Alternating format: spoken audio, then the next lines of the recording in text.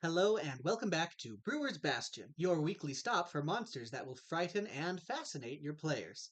This week, we are using a low-level threat that you can run for even the greenest of adventurers, but with so much plot relevance and potential that you can just as easily engage your epic parties with a plot involving this inconspicuous creature.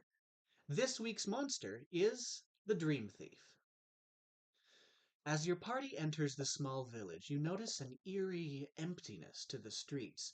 You see the occasional vendor and a few people bustling about in a worried fashion, but the streets are far emptier than you thought they'd be.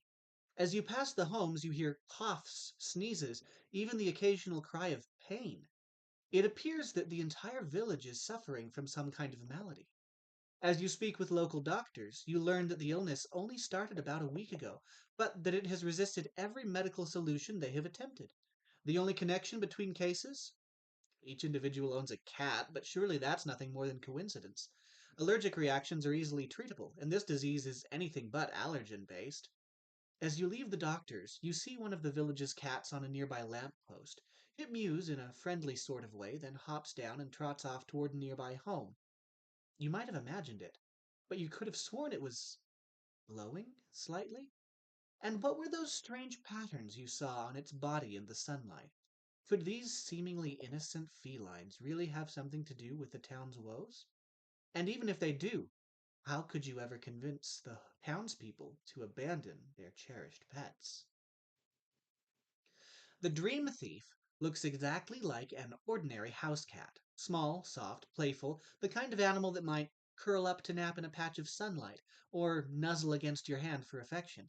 But hidden in its fur are faint, glowing sigils that shimmer like drifting constellations. By day, the Dreamthief is timid, almost harmless. But at night, when the world grows quiet and mortals dream, this creature reveals its true nature and its terrifying hunger. Dream thieves don't gain much nourishment from traditional food. Instead, they survive on the dreams of mortals. As night falls, the creature's sigils begin to pulse with faint light, and it slips silently, sometimes invisibly, into the slumbering minds of those nearby. This isn't driven by malice. The dream thief isn't inherently evil, it's simply hungry. But its appetite is insatiable, and once it chooses a victim, it almost always comes back again and again. Victims rarely notice the feeding at first, but over repeated nights the effects become devastating, manifesting themselves as a deadly disease. Sleep offers no rest. The body weakens, and the mind begins to fracture between waking and dreaming. On paper, the Dream Thief isn't especially powerful. It's a tiny monstrosity with only 10 hit points, an armor class of 12, and claw attacks that deal a mere 1d4 plus 2 damage. Its real danger lies in its abilities. Its innocent facade ability allows it to blend in seamlessly, indistinguishable from a normal house cat. And if by some miracle it is detected, it can use its vanish ability to turn invisible once per day, remaining invisible for a full minute or until it attacks, feeds, or is exposed to sunlight. But the most terrifying ability is dream feeding. When within 10 feet of a sleeping target, it forces the victim to make a wisdom save or contract a wasting disease called dream fever. Dream fever is the true terror of the dream thief. Each night it feeds, the illness progresses stage by stage. After one feeding, victims feel fatigued and irritable. After two, they suffer exhaustion that sleep can't heal. With three feedings, they begin to hallucinate. Four brings poisoning and strength loss. By the fifth feeding, victims can barely function, moving slowly and struggling to act. And after the sixth, they fall into a coma and die within days unless powerful magic is used to save them. You need to catch this disease quickly, too, as it becomes increasingly difficult to heal as time goes on.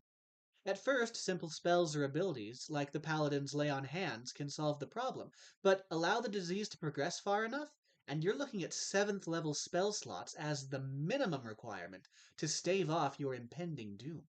Even experienced healers may misdiagnose dream fever, never realizing that the innocent little cat, curled up beside the patient, is the very thing causing their decline. Dream thieves show a special preference for children. The young are naturally trusting, often happy to let a stray cat sleep at the foot of their bed. Their dreams are vivid, imaginative, and bright, a feast compared to the faded, tangled dreams of adults. Parents often dismiss a child's story about a glowing cat as harmless imagination until the sickness takes hold, and by then it may already be too late. In combat, dream thieves are fragile. They run at the first sign of danger, slipping into cracks, shadows, or using their invisibility to escape. Most can be dispatched easily, even by normal townsfolk. This is why they rely so heavily on secrecy and subtlety. They don't need to fight you if you never realize what they are. And remember, they're not evil creatures. They simply need to eat, and may not even realize that their feeding is killing their favorite humans. It's tragic, really. These creatures can grow attached to humans, but invariably wind up killing those that they spend the most time with. There are rare and dangerous cases of dream thieves being knowingly kept as pets by their owners. Some unscrupulous individuals use enchanted amulets or protective spells to prevent the feeding, or to redirect its hunger in controlled ways. A dream thief bound in this manner can be far more pet like in its mannerisms, affectionate, playful, even loving. But such arrangements are always risky.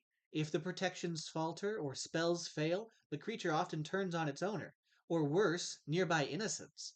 Even among necromancers and warlocks, keeping one is considered reckless, though the allure of owning a living nightmare is enough to tempt the desperate and greedy.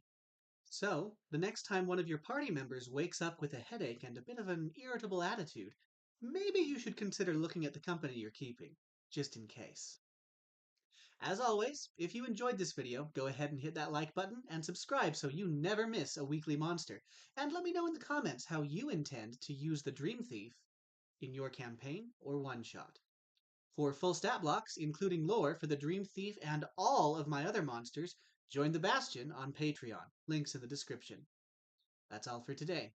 Until next time, may your wit be as sharp as your sword.